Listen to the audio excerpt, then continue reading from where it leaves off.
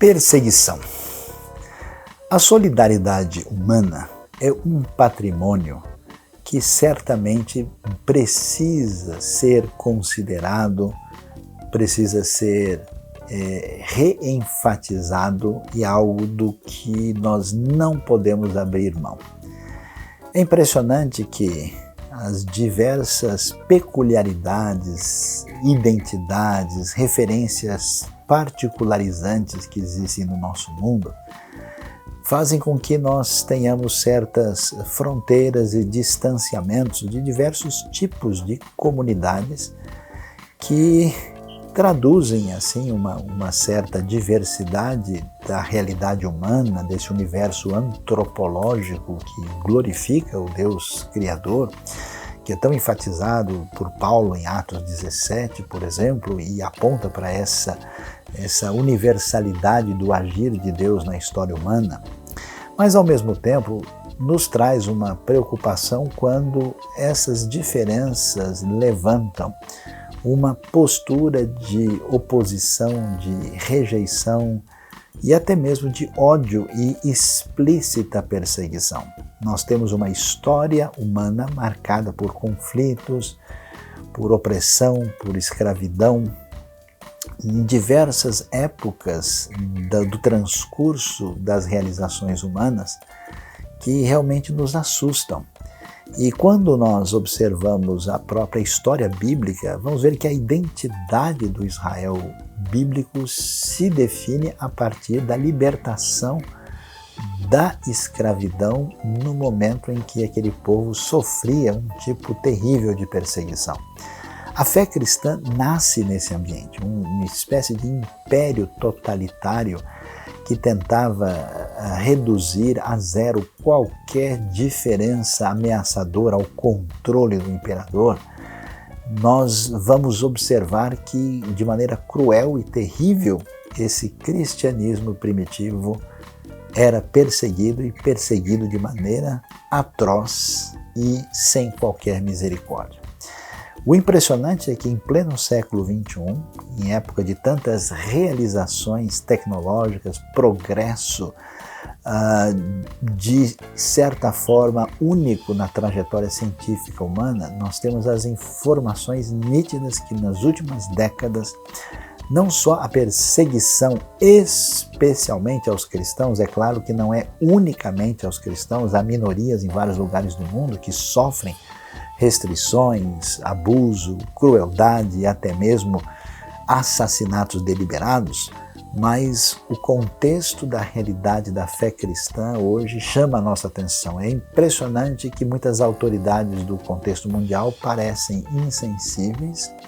Existe às vezes até mesmo uma omissão dos próprios cristãos em relação a essa situação. Nós sabemos que a realidade da perseguição é algo que as Escrituras já tinham nos falado sobre isso. E os cristãos, exatamente pela sua condição de expressarem amor ao próximo e não reagirem com violência a partir dos ensinos do próprio Jesus, muitas vezes são mais amplamente vitimizados. Não devemos temer a perseguição, não podemos ficar desanimados. A experiência mostra que o reino de Deus cresce com mais força, até mesmo no meio da própria perseguição, mas em nome dos direitos humanos, em nome da responsabilidade de fraternidade mútua, convivência entre todas as pessoas desse mundo, é necessário que autoridades, pessoas de bem e cristãos convictos digam juntamente comigo em coro bem alto: chega, basta de perseguição.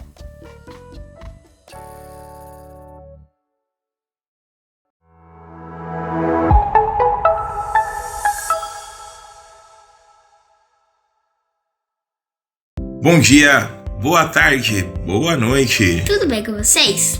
Sejam bem-vindos a mais uma celebração da IBNU.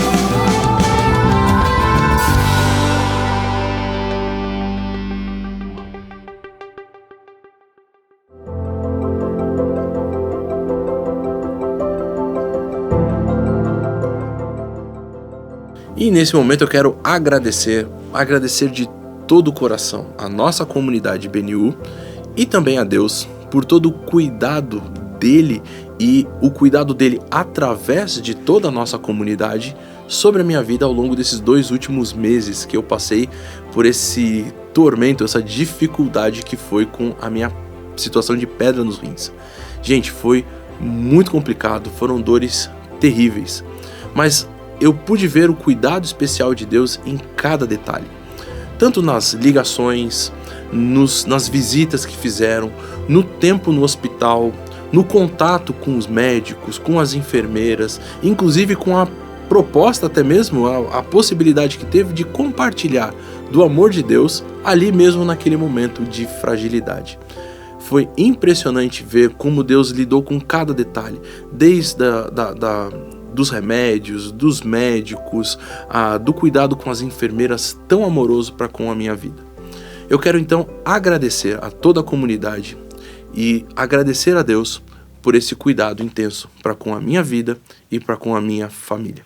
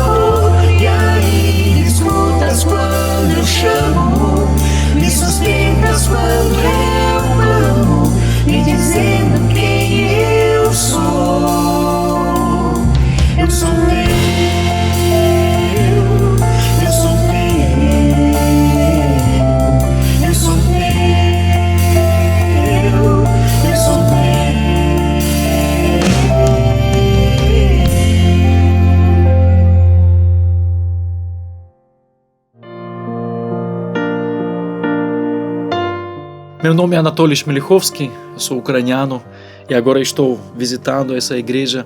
E agora nesse momento, nós passando dificuldades tão grandes na Ucrânia, sabendo da sua dificuldade, provavelmente você está passando por algumas dificuldades, eu queria chamar a sua atenção para esse momento de oração.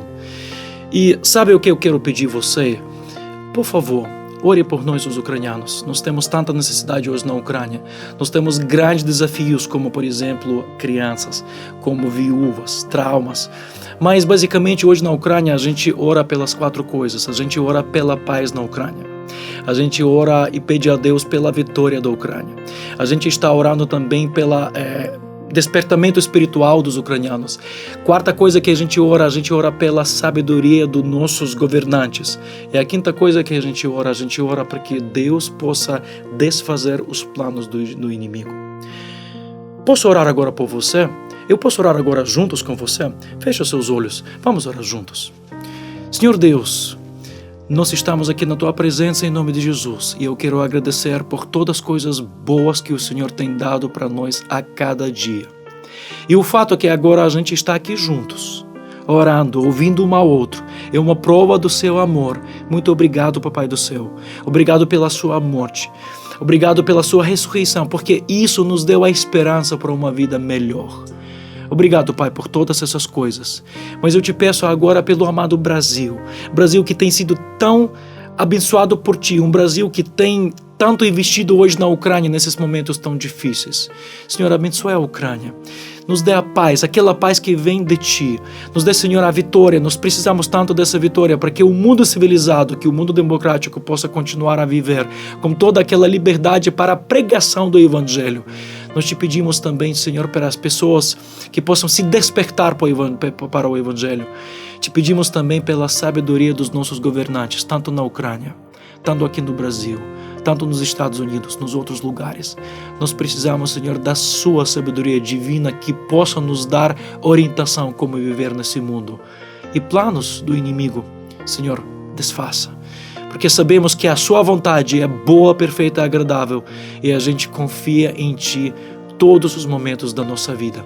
Muito obrigado. Senhor, abençoe cada pessoa que está agora ouvindo esse vídeo. Abençoe cada pessoa que está passando talvez por alguma dificuldade, alguns problemas ou talvez alegria. Receba a nossa gratidão. Nós sabemos que Tu sabes todas as coisas que estão acontecendo na nossa vida e no nosso coração. Nós Te louvamos, nós Te agradecemos e oramos em nome de Jesus Cristo. Amém.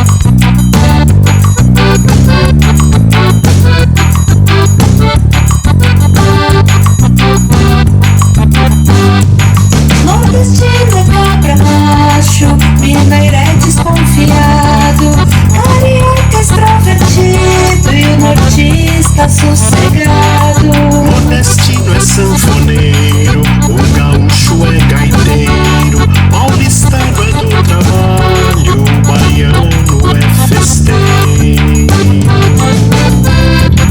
Mas o grande Deus do céu não é como alguns de nós, que se acham mais que os outros e desprezam os demais. Pois o grande Deus do céu não vê nossas diferenças, aquilo que se pensa.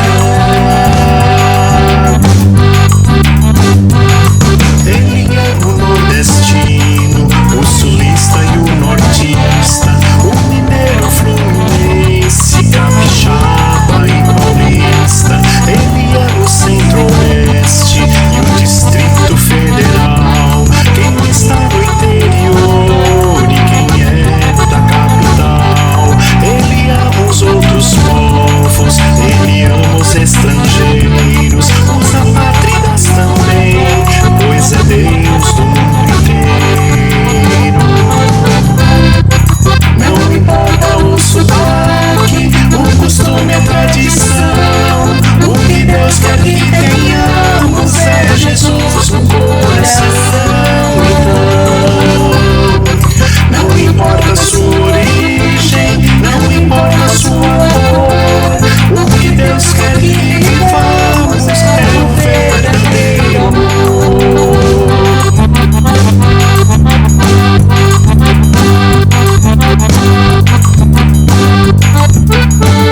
Não importa sua história, povo, raça ou nação, de Jesus vem vida nova, pois só nele há redenção.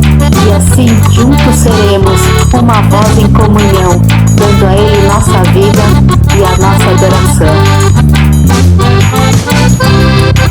Não importa o sotaque, o costume, a tradição, o que Deus quer que tenhamos é Jesus no coração.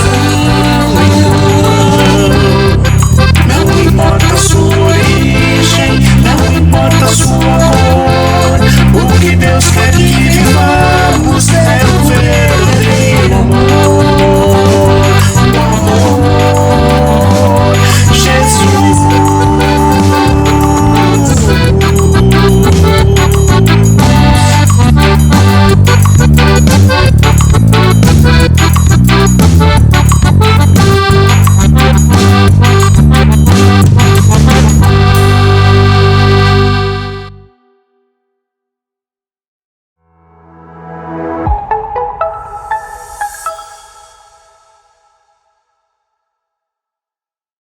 Vamos agora ter a oportunidade de abrir o coração para pensar sobre a vida, refletir sobre a realidade a partir da palavra de Deus. E hoje vamos pensar aí de maneira um pouco mais aprofundada a respeito de um tema aí que certamente vai nos trazer alguma direção.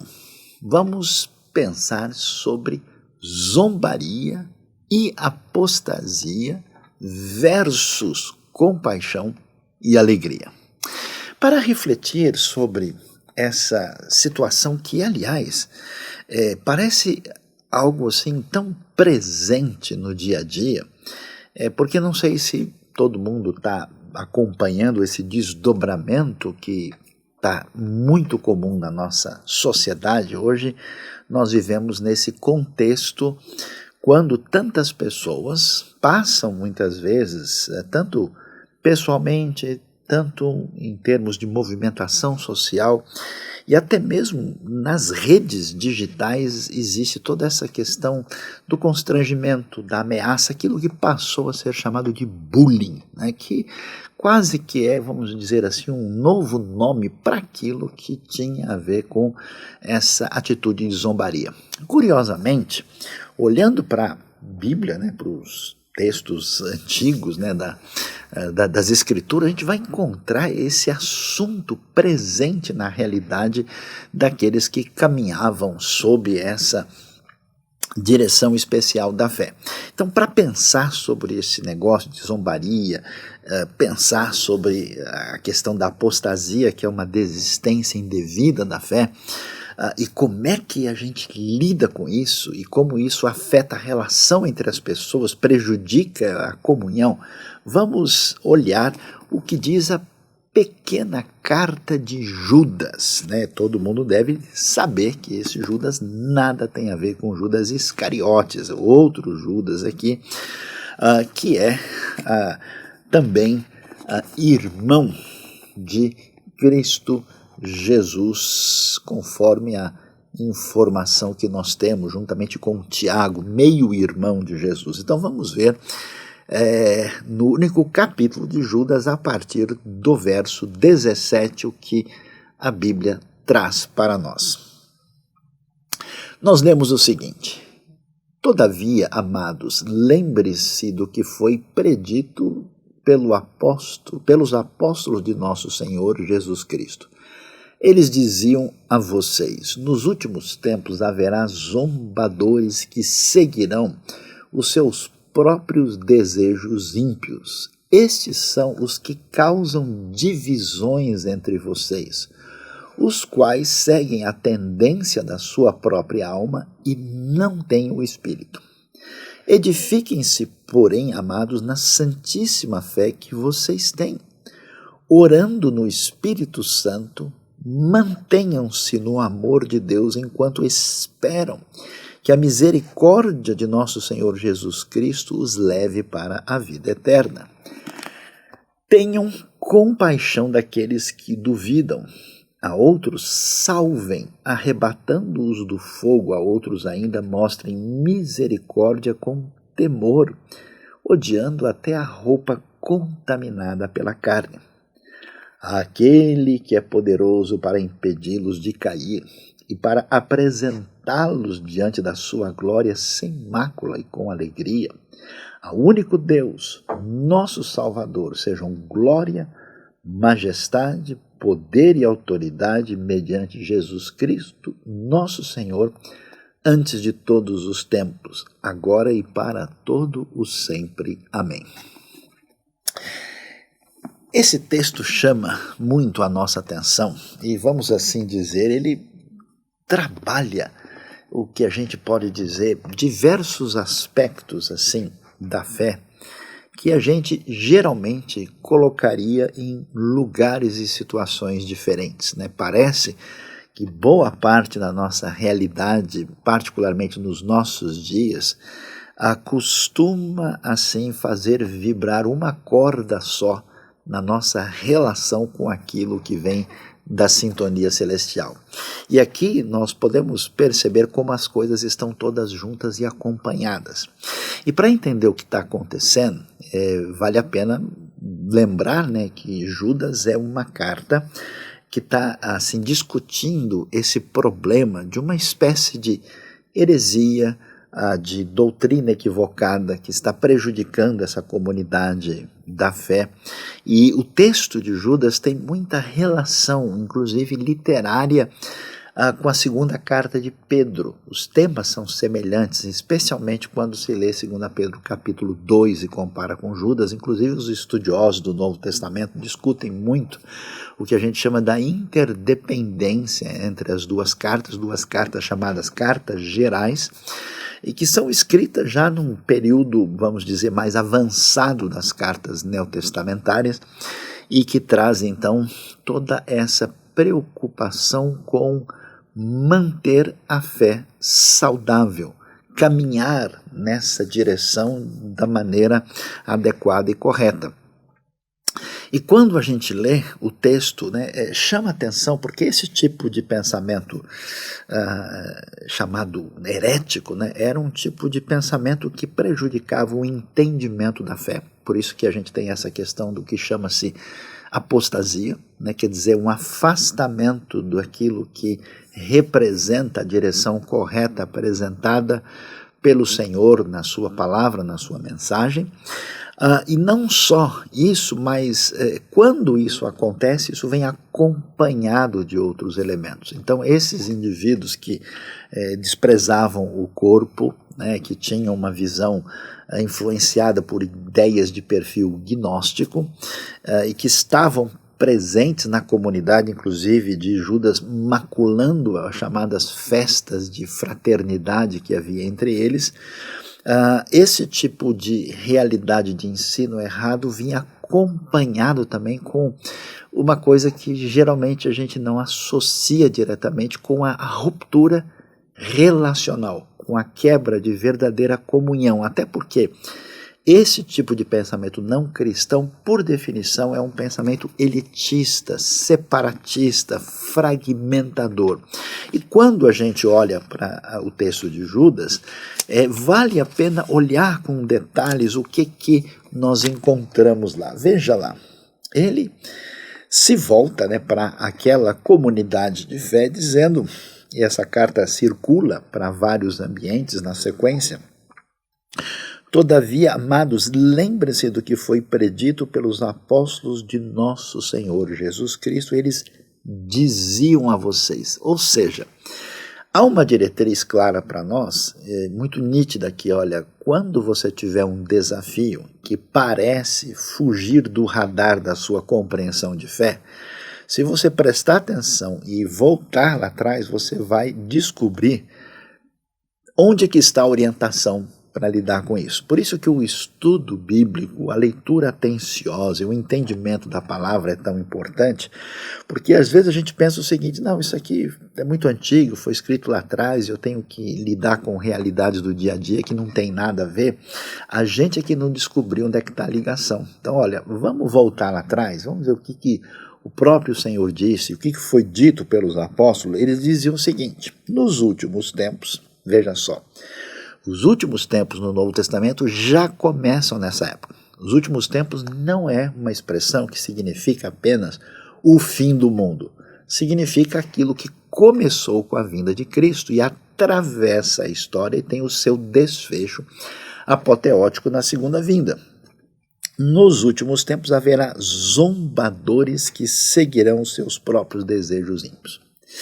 Muito interessante essa questão da zombaria. Que história é essa? Isso que é, vamos dizer, o bullying de natureza, podemos dizer, religiosa, Essa coisa do escárnio, essa necessidade de atingir os outros por meio de uma chacota indesejável. Eu acho interessante, na minha própria experiência, eu achei curioso, eu passei a minha vida em diversos ambientes acadêmicos, e eu achava interessante como, exatamente no contexto onde você imagina que as pessoas estudaram mais, que elas devem ter mais equilíbrio, que elas, vamos dizer, conduziram a sua vida à luz da razão, do pensamento crítico, surpreendentemente, foi o contexto onde eu mais vi essa facilidade, digamos assim, zombeteira, onde as pessoas, vendo gente de um perfil diferente, alguém que tinha convicções que não estavam no radar do entendimento dessas pessoas,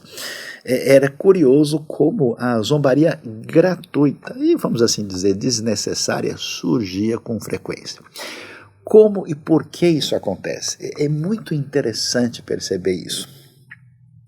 Primeiro, a necessidade de zombar de uma outra pessoa, que é uma espécie de ataque indireto, uma espécie de tentativa de deslegitimar o outro de uma maneira agressiva e vamos dizer assim, que procura de algum modo humilhar o outro. Ela é marcada por alguns elementos que chamam a atenção. O primeiro é que a pessoa se sente incomodada. Então, na verdade, quem parte para a zombaria e perde o equilíbrio na sua conexão relacional, essa pessoa não consegue se acalmar e se aquietar, ela sente a necessidade de atacar o outro, porque de alguma maneira aquela pessoa incomoda. É curioso isso, Então, isso mostra uma fraqueza e insegurança dessa pessoa. A segunda coisa que chama atenção é que a mensagem e o modo de vida, o jeito de ser da pessoa que está sendo atacada, de algum modo, ainda que os cristãos primitivos fossem tão pacíficos, estivessem tão ligados a essa realidade demonstrada em Cristo Jesus, isso de alguma maneira trazia uma instabilidade que conduzia a essa zombaria. E finalmente, para aqueles que fazem parte dessa caminhada de fé, isso não é algo a ser estranhado, A questão é, isso faz parte do pacote. Então, ele vai dizer, haverá zombadores. E essas pessoas parecem zombar porque se afirmam mais inteligentes ou porque estão num nível como aqui parecia ser vamos assim dizer, de espiritualidade superior, né? Quando na verdade, é curioso, eles são dominados, conduzidos por desejos ímpios. E aqui é algo muito importante que nem sempre está claro para a gente, é que a saúde teológica, né, está relacionada com a saúde emocional e espiritual de alguém. Porque a pessoa, quando vai raciocinar, vai entender a palavra de Deus e conduzir a sua vida, no final das contas ela vai responder aos impulsos que vêm do seu coração. Esse impulso que vem do interior, ele pode ser conduzido por quais elementos? Por gratidão, por uma experiência da graça de Deus, por um entendimento aclarado da revelação divina, ou pode, de maneira até mesmo inconsciente, ser dominado por algum ressentimento, por uma ferida, por uma mágoa, por uma relação de ruptura com o próximo, ou até mesmo por uma espécie, como se diz, de trauma na sua caminhada. E é interessante, porque aqui esses zombadores, né, veja que o foco primeiro de Judas não é assim, argumentar teologicamente com eles, não, mas é localizar de onde vem essa situação. Então, essa condução por desejos maus, ímpios, direcionados, né, de uma maneira indevida, estão por trás disso. E é interessante, né? Isso me chama a atenção, porque quase sempre, quando eu vejo alguém que aparentemente está muito preocupado com pureza doutrinária, há um risco de algumas dessas pessoas caminharem na direção do que a gente pode chamar de um cristianismo fragmentado, de uma defesa exagerada, de um exclusivismo muito radical e até mesmo um separatismo indevido. E aí é interessante isso, porque a pessoa diz, não, olha, eu estou aqui nesse grupo porque aqui a oração é mais intensa. Não, eu estou aqui nesse grupo porque aqui o nosso ensino é profundo de verdade. Olha, aqui a gente faz a liturgia do jeito adequado, aqueles outros lá não sabem de nada. É interessante que Judas localiza não uma, às vezes, divisão, vamos dizer, que é inescapável por um problema muito sério, ou de ordem teológica, ou moral, ou de outra natureza similar, mas ele fala de divisões dentro da comunidade da fé que está relacionada com esse descaminho, com essa gente zombeteira, com essa postura, né, de bullying antigo associado a desejos ímpios e travestido de espiritualidade que não se sustenta. Então ele vai dizer que estes são os que causam divisões entre vocês, os quais seguem a tendência da própria alma. Mesmo que a pessoa diga uma série de coisas, aquilo não é verdade, ele está simplesmente seguindo impulsos próprios que vêm de dentro dele e, olha só, e não tem o Espírito. Você já reparou uma coisa dessa? É muito importante que a gente observe que a dimensão da caminhada com o Senhor não é só uma dimensão doutrinária, não é só uma dimensão litúrgica, ela é uma dimensão comunitária. Então, perder o próximo, perder o irmão, é algo extremamente grave e sério. E quando isso acontece, e acontece por supostas justificativas do que teria a razão de ser do que se passa, na verdade está relacionado com pessoas que não têm o Espírito, que fazem parte desse cenário que nós vemos na carta de Judas. E aí a pergunta é, como é que a gente lida com isso depois de identificar esse cenário? O que a gente faz para lidar com uma situação em que a enfermidade, a contaminação está presente? É bem interessante a receita de Judas. Olha que coisa interessante. Ele diz, né, eu acho bonito porque ele chama a comunidade da fé, né, de amados, no verso 17, e no verso 20 também. E aí ele diz, edifiquem-se, porém, amados, na santíssima fé que vocês têm, orando no Espírito Santo. Ou seja, é necessário cuidar de si mesmo, prestar atenção, né? É porque a gente fica olhando o cenário lá fora e observa, por exemplo, esse tom de zombaria e da apostasia, e eu conheço gente que ao perceber esse cenário, vamos dizer, desafiante, a pessoa fica por demais desgastada. Mas muitas dessas pessoas, eu tenho conversado com algumas na minha vida e parece que elas não se alimentam espiritualmente. Elas não leem o texto bíblico da maneira que ele merece ser lido, não alimentam o coração com mensagens adequadas e centradas na Escritura. Eles não fazem, vamos dizer assim, a academia da espiritualidade. Eles estão enferrujados. E Judas diz, olha pessoal, vamos construir, vamos edificar na nossa fé, que é chamada Santíssima. E essa edificação que envolve essa alimentação, esse crescimento, essa construção, né, sintonizada, aí ele diz algo muito curioso e interessante, e que é um elemento esvaziador do nosso potencial de lidar com os desafios da vida sozinhos. Porque o que a gente faz diante das ameaças externas? A gente se protege, a gente cria um caminho próprio de tentar enfrentar isso. Então, o que a zombaria e a apostasia poderia me trazer? Poderia me trazer desânimo, poderia me trazer ressentimento, raiva, desejo de devolver aquilo, ou até, de alguma maneira, ficar envergonhado e me esconder, ou talvez em alguns casos até a pessoa se sente fragilizada e abandona a fé. O que ele diz? Ele diz, orando no Espírito Santo. Uma frase curiosa e misteriosa. Essa frase, orar no Espírito, que é tão preciosa aqui em Judas, as indicações que ela significa orar sob a direção do Espírito, na esfera da atuação do Espírito. Então, em vez de se entregar à ansiedade, ao medo, à ira, aos sentimentos que são, vamos dizer, desconstruidores da nossa firmeza interna, quando a coisa apertar, é assim, a gente tem que aprender a surfar.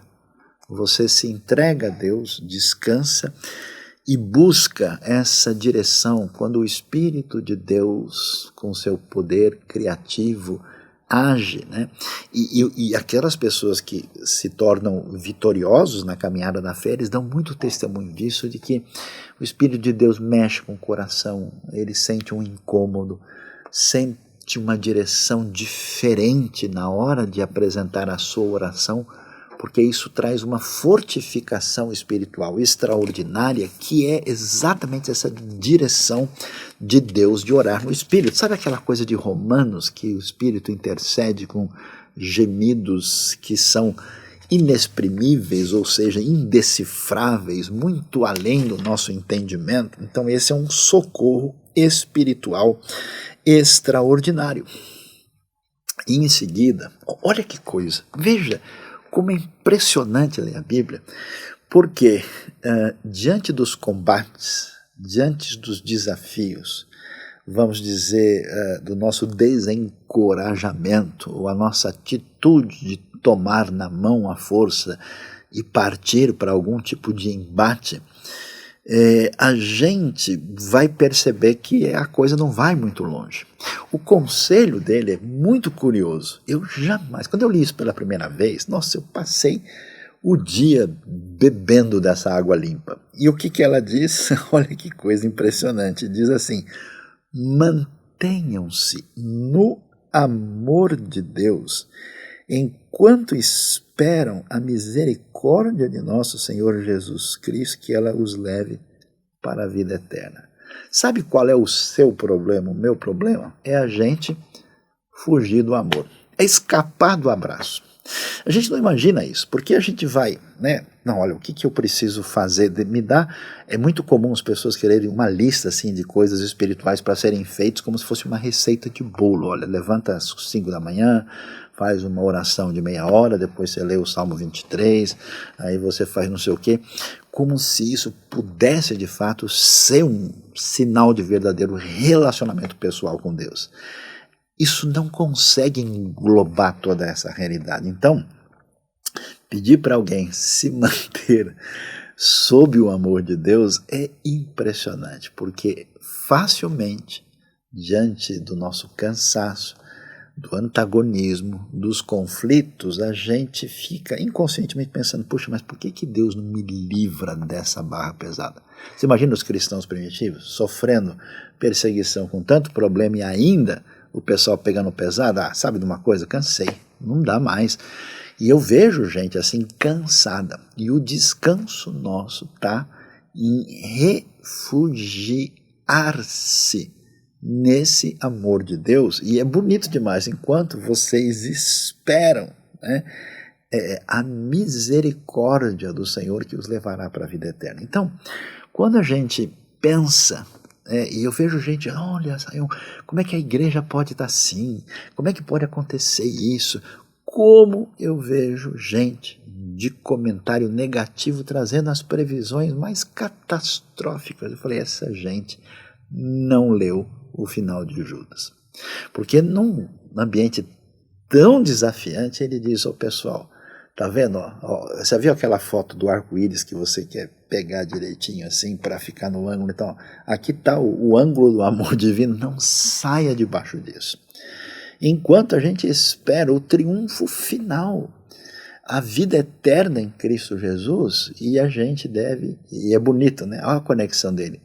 A gente espera a misericórdia de Deus. Não parece que no momento de confronto com a apostasia, desafio de zombaria, misericórdia seja a palavra do dia a dia. Mas Judas é absolutamente fantástico na maneira de apresentar a palavra divina. E aí, o texto continua e chama atenção como é que Judas vai prosseguir aconselhando essa comunidade que deve aprender a se fortificar diante dos desafios. E o que vai poder dar força para nós? Primeiro vimos nesse ambiente pessoal. O que eu faço comigo mesmo? Eu preciso me edificar na fé santíssima, orar no Espírito e ficar debaixo desse amor de Deus, aguardando a misericórdia. Pois é, essa é a fotografia do nosso espaço pessoal, mas a pergunta é, e agora? Quando eu tiver que lidar com essas pessoas que entraram nessa caminhada de apostasia e que me atacam sem necessidade de zombaria, qual que é a resposta que a gente deve dar? É impressionante o detalhe do livro. Olha comigo aqui o verso 22. Tenham compaixão daqueles que duvidam. Eu acho tão impressionante isso, porque eu já vi muitas pessoas sinceras, de bom coração, querendo ajudar os outros com as suas dúvidas. E a pessoa começa a apresentar dúvidas e depois de um tempo o indivíduo que responde vai ficando irritado com isso, né? A pessoa vai perdendo a paciência. E eu já vi alguns falando, você, desculpa a palavra, você é burro, você não está entendendo. Você não entende porque você não quer, né? Ou então a pessoa vai ficando irritada e perde, vamos assim, as estribeiras e parece que ele até deixa de lado a missão maior e acaba, vamos dizer, metendo os pés pelas mãos e mais defendendo a si mesmo na conversa do que ter em vista a situação da pessoa que está perdida nos seus questionamentos. A coisa espetacular, eu jamais imaginaria que a resposta para a zombaria seria compaixão. Isso mostra para a gente que o que acontece com as pessoas que perderam a caminhada na fé e que se entregaram à apostasia, à zombaria, não é simplesmente uma questão de entendimento teológico, de compreensão doutrinária, essas pessoas estão adoecidas por dentro. E se alguém está saudável na fé, e essa pessoa está em sintonia com essa oração no Espírito, em sintonia com o Senhor, ao ver uma pessoa assim, essa pessoa deve ser movida por essa compaixão diferenciada. Por isso, olha só, o ataque, né, a grande arma na luta contra esse tipo de coisa é essa compaixão irmã direta da misericórdia que nós aguardamos. O que me parece que fica claro é que a gente, assim, entendendo como é que Deus tratou da gente, quando a gente vê alguém em dificuldades, você pensa, puxa, quer ver que o mesmo Deus que me abençoou e me deu um banho de amor da sua graça, quer ver que ele pega essa pessoa e cura essa coisa pesada que está machucando o coração e leva todo esse distanciamento. E aí ele prossegue, né? E diz assim, a outros, salvem-nos, arrebatando-os do fogo. Quer dizer, você tem várias classes de doentes para internação nesse hospital espiritual. Em alguns casos, misericórdia 3 vezes ao dia, tantas gotas, trate dessa maneira. A outros, meu amigo, é internação imediata. Ou seja, vocês salvem como quem tira uma pessoa do fogo, né? É aquela atitude que é mais enérgica, mais direta, mas ela é motivada por amor. Essa é a diferença, porque às vezes você vai conversar com uma pessoa que está desencaminhada e você bate na pessoa. Você meio que se vinga da pessoa, você meio que maltrata. Mas é diferente porque você pode, vamos dizer, ser mais direto e enérgico, assim como a mãe que agarra um filho e abraça porque ele está fazendo uma coisa perigosa. Então, mesmo que aquilo tenha um tom mais intenso, é uma coisa que a pessoa recebe calando lá dentro porque é uma atitude intencional para, de fato, beneficiar. O que a gente precisa pensar no nosso caso, se a maneira como a gente reage a todos esses aspectos desafiantes que fragmentam, né, a unidade da fé, marcados por zombaria, apostasia, está em sintonia com essa ação do Espírito que tem a intenção terapêutica extraordinária. E o texto vai prosseguir e dizendo a outros ainda, mostrem, olha que coisa, pessoal, é difícil falar sobre a Bíblia, porque isso é muito louco, mostrem misericórdia com temor. Sinceramente, eu nem sei como é que a gente mostra misericórdia com temor, porque são coisas que você parece assim, eu quero um suco de maracujá com abacate. Como é que é esse suco, né? Como é que eu ponho misericórdia com temor? A impressão que dá é que ao mesmo tempo que a gente tem essa sensação de proximidade de Deus, que está marcado por essa misericórdia, por essa compaixão, Deus sendo o Pai, ao mesmo tempo a gente tem um respeito extraordinário que é o temor. Então parece assim, se você está próximo de Deus, mantendo essa sensação, que é uma sensação que nos conduz à adoração, que é o temor, né, que é a percepção da grandiosidade e sublimidade que está em Deus, isso de alguma maneira vai associar com essa misericórdia redentora para com a outra pessoa. E, estranho demais o que vem depois, odiando a roupa contaminada pela carne. Uma figura de linguagem que tem a ver com a ideia de uma coisa que está num estado de deterioração, putrefação, quando você tem uma carne em decomposição e você tem uma roupa, né? Ou seja, rejeitando tipo mau cheiro, um negócio ruim, quer dizer, você se aproxima da pessoa com essa misericórdia temperada com temor por causa dessa relação com Deus, ao mesmo tempo que você separa o que é contaminação da pessoa a ser resgatada. Isso é curioso porque, de modo geral, a gente pensa que uma pessoa que partiu para a zombaria e que de alguma forma a gente coloca na posição de apostasia, parece que a gente não tem esperança. Eu tenho visto pessoas lutando com gente amada, gente próxima, e falando, olha, a pessoa agora está assim e tal, eu não sei mais o que vai acontecer. E é tão interessante, às vezes eu vejo a gente lutando assim, anos, para convencer uma pessoa por todos os artifícios humanos, até que uma gotinha de misericórdia com temor vem de Deus e bate lá dentro, e aí ninguém segura o tamanho do tsunami espiritual que mexe com a vida dessa pessoa. E a grandiosidade de Judas vai adiante, e eu fico muito impressionado. Faz tanto tempo que eu leio e estudo a Bíblia, até hoje não consegui me acostumar, porque cada passo adiante a gente vê uma paisagem absolutamente fantástica. Olha só, ele fala, né? Ele detecta a situação desse pessoal cheio de zombaria e apostasia. Aí ele fala para a gente como é que a gente lida com a nossa fortificação pessoal para lidar com isso.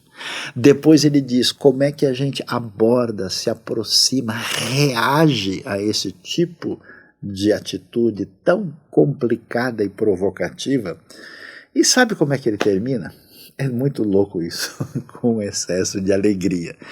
Sinceramente, a palavra divina, assim, com seu poder de cura, realmente leva a gente a uma santa loucura. Olha que coisa impressionante.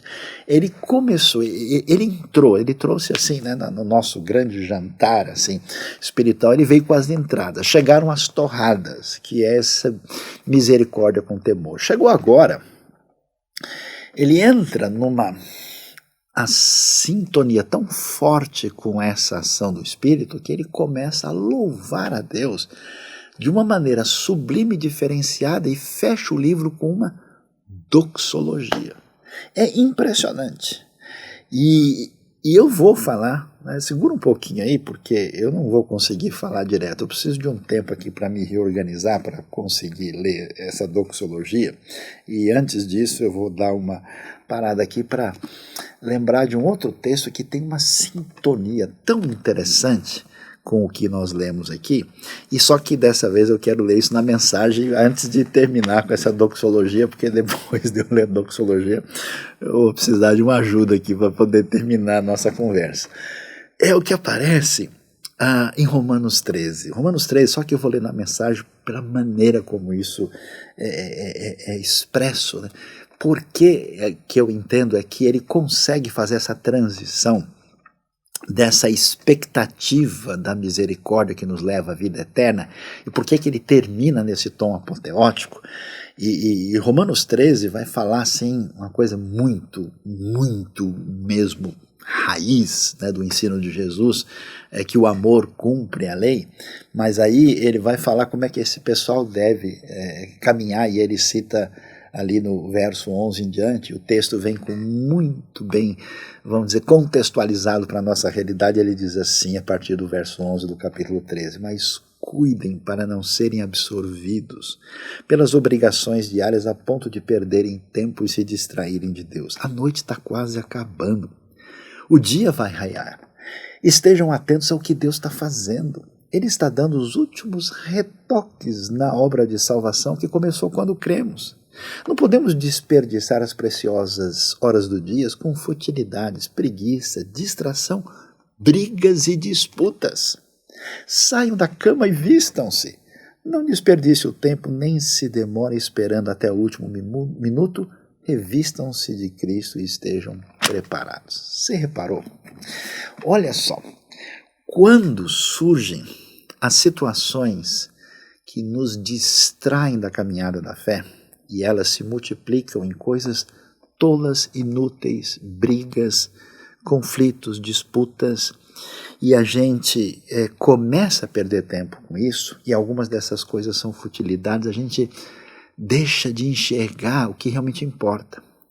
E a questão é, mesmo que a coisa seja séria e ela não seja causada por nós, ela nos atinja e nos invada de uma maneira indesejável, a gente precisa aprender a reagir no espírito, em sintonia com esse fortalecimento pessoal. com essa dinâmica redentiva no ambiente relacional. E essa dimensão, tomando a nossa vida, ela nos conduz a uma espécie de alegria triunfal. É impressionante. Então,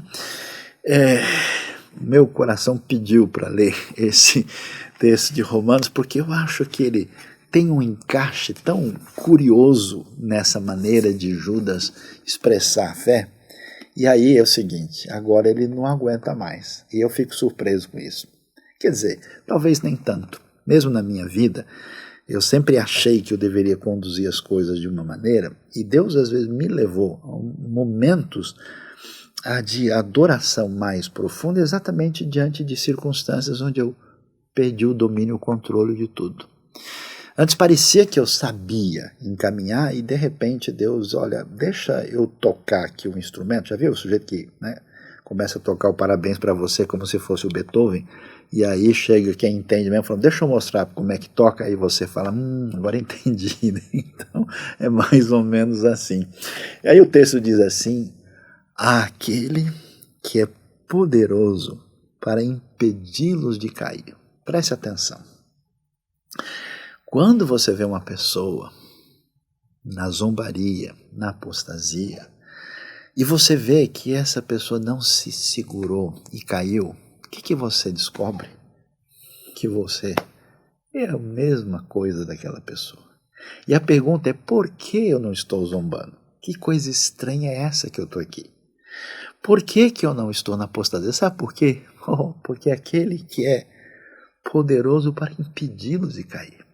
Quer dizer, se Deus não ampliasse a sua misericórdia sobre mim, eu seria a pior pessoa do mundo. Por isso que Paulo, com razão, diz, eu sou o pior dos pecadores. Isso não é figura de linguagem, esse é o sentimento profundo que vem dessa compreensão da graça extraordinária. Ele é poderoso para impedi-los de cair, e olha só, para apresentá-los diante da sua glória, sem mácula. Imagina só, eu estou cheio de mácula, minha vida toda, acho que não há um dia na minha vida que eu não tenha pecado e ofendido a Deus. Como assim? Por causa do Deus que age na minha vida, eu vou ser apresentado diante dele sem mácula, e não só diante dele, o texto é forte demais, é diante da sua glória. E que coisa é essa? Diante da sua glória, sem mácula, e olha só, e com grande alegria. É aí que a gente vê como a alegria vence a zombaria, vence a apostasia, vence toda a nossa loucura presente no dia a dia.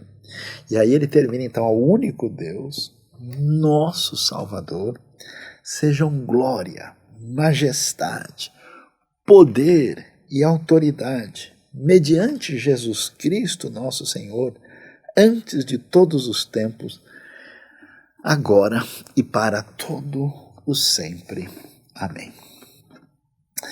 Que Deus abençoe a nossa vida e conduza o nosso coração para a gente entender que aquilo que parece ser tão desafiante, que parece de alguma maneira desmotivar a intensidade da nossa caminhada na fé, que às vezes eu olho, né? Eu tenho visto pessoas na minha vida em momentos diferentes, e assim, a gente dá uma olhada no brilho dos olhos, né? Você dá uma olhada na reação da face a partir do coração.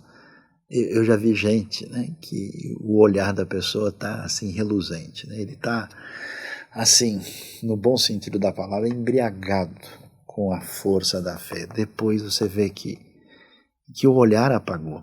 E eu vejo ao contrário, gente que estava assim, meio que, né, desconectada, e de repente o rosto vem como que iluminado.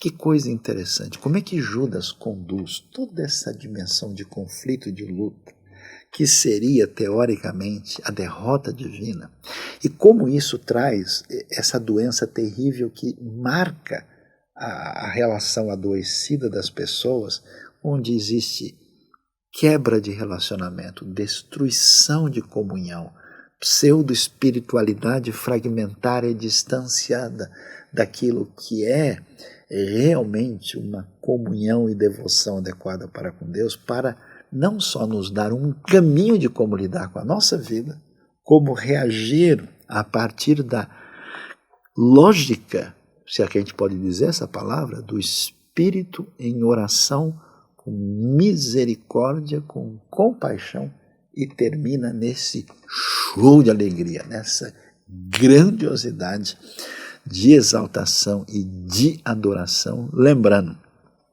que o Deus que sustentou a gente até hoje fez isso pelo seu poder e compaixão, a mesma coisa que Ele pode fazer em favor da pessoa por quem você ora agora de coração. Deus abençoe a nossa vida e abençoe o nosso coração. Amém.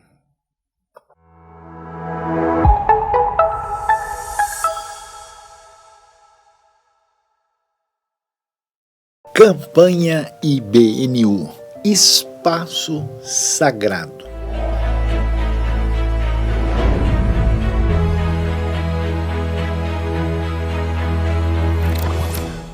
Mas o que é o sagrado, o que é o espaço? O nosso espaço IBNU quer se tornar um espaço caprichado e ampliado para abençoar o que é mais sagrado, que são as pessoas que Deus ama. E por isso nós estamos numa campanha com o objetivo de termos um total de R$500 mil para ampliar e para tornar o nosso espaço um lugar de bênção para as pessoas que nos visitam, os projetos que nós acolhemos, os nossos filhos, as crianças, os adolescentes, os jovens, para que toda aquela área que nós usamos toda semana para ampliar o reino de Deus se torne um canal de bênção maior. Então, participe conosco, envie a sua oferta, a sua contribuição, o seu investimento no reino de Deus, nesse espaço sagrado, espaço ampliado e caprichado para aquilo que é mais sagrado. Esse momento é especial em que a gente pode oferecer a Deus tudo que nós somos, tudo que nós temos. Eu convido você a prestar atenção em coisas que Deus tem feito ao seu redor, coisas que Deus tem feito no Brasil, no mundo. E a IBNU tem diversos projetos que atuam tanto em São Paulo, em outros lugares do Brasil, no leste europeu, em vários lugares da Ásia. E é uma oportunidade que nós temos, não só de contribuir financeiramente, mas de se interessar pelas causas, de se interessar pelos movimentos de Deus, por onde Deus tem agido e onde Deus tem colocado a mão dele. É uma grande oportunidade que nós temos. Então, eu te convido não só a contribuir financeiramente com essas causas, mas conhecer, entre em contato com a Conexão, que você possa conhecer os projetos da IBNU e saber como você pode ajudar de maneira mais efetiva, com seus dons, com seus talentos, suas habilidades. E nesse momento a gente pode colocar todas essas coisas diante de Deus e agradecer a Ele por essa oportunidade.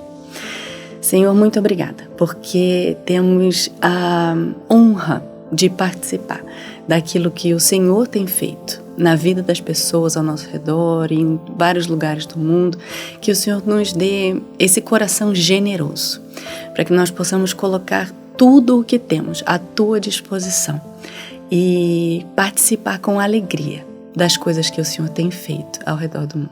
Muito obrigada, em nome de Jesus que nós agradecemos. Amém.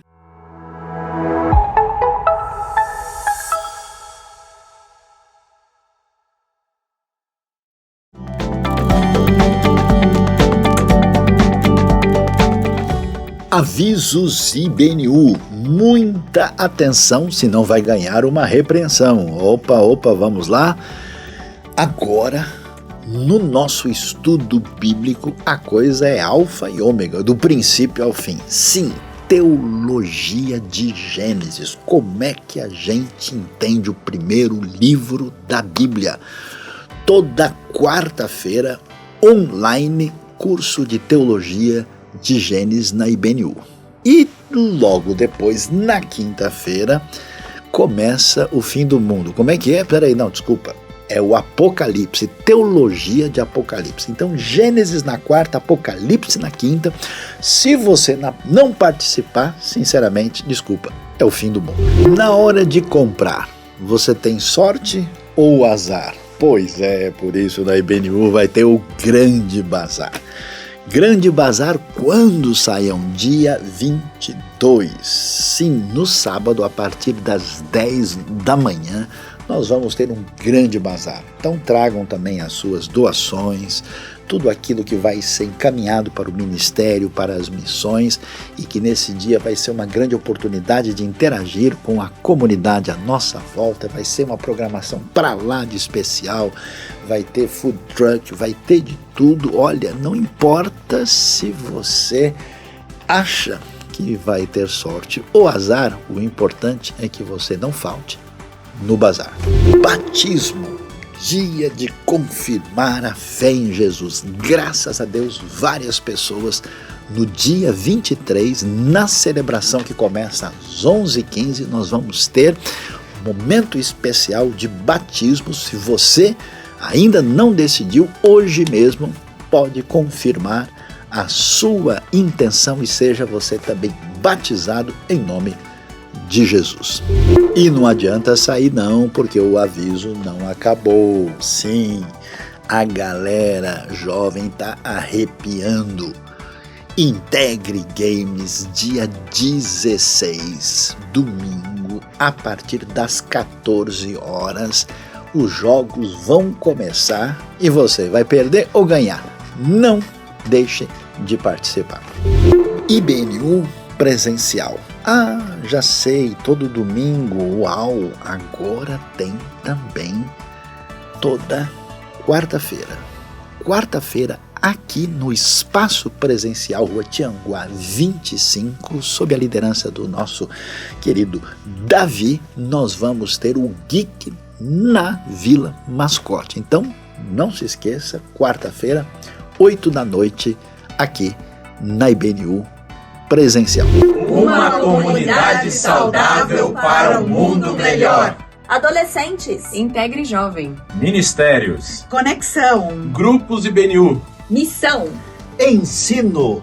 Nós precisamos urgentemente da sua ajuda, da sua participação. Seja você um voluntário da IBNU. Precisamos de voluntários! Socorro! Por favor! E a gente agradece novamente por ter estado aqui com a gente na nossa celebração IBNU.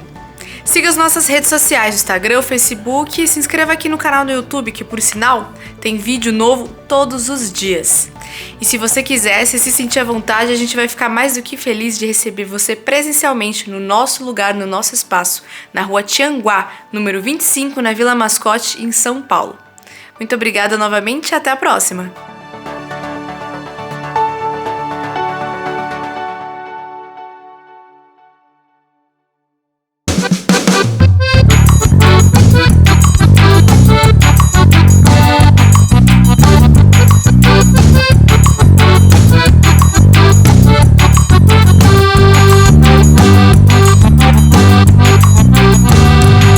O mineiro fala uai, o gaúcho fala tchê.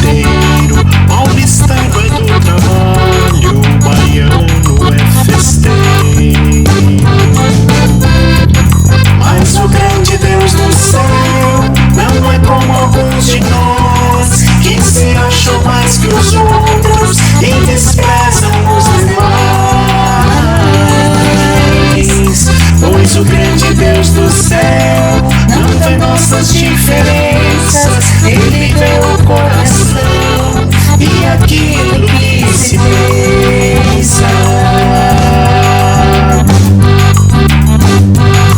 Ele é o nordestino, o sulista e o nortista, o mineiro, fluminense, capixaba e paulista. Ele é o centro-oeste e o Distrito Federal, quem não está no interior e quem é da capital. Ele ama os outros povos, ele ama os estrangeiros, os apátridas também, pois é Deus do mundo inteiro. Não importa o sotaque, o costume, a tradição, o que Deus quer que tenhamos é Jesus no coração. Então, não importa a sua origem, não importa a sua cor, o que Deus quer que vivamos é o verdadeiro amor.